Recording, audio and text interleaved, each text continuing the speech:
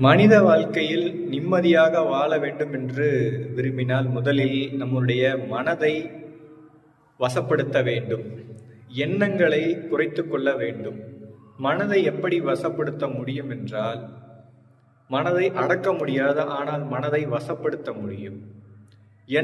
எழுகின்ற எண்ணங்களை பகுத்து அறிந்து ஆராய்ந்து பார்த்து, ஒரு எண்ணம் எழுகின்றது என்றால் அந்த எண்ணத்தினால் வருகின்ற செயலில் இன்பம் எவ்வளவு துன்பம் எவ்வளவு என்று ஆராய்ந்து பார்த்து, அதில் இன்பம் இருக்கிறது என்றால் அதை ஏற்றுக்கொள்ளுங்கள். ஆனால் அதில் துன்பம் இருந்தால் உடனடியாக விளக்குங்கள். ஆனால் மனம் அப்படி உங்களை உடனடியாக முடிவெடுத்து விட ஒப்புக்கொள்ளாது.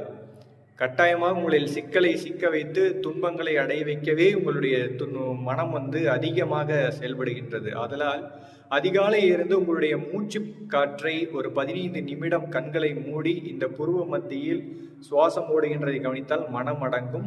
தெளிவான வாழ்க்கை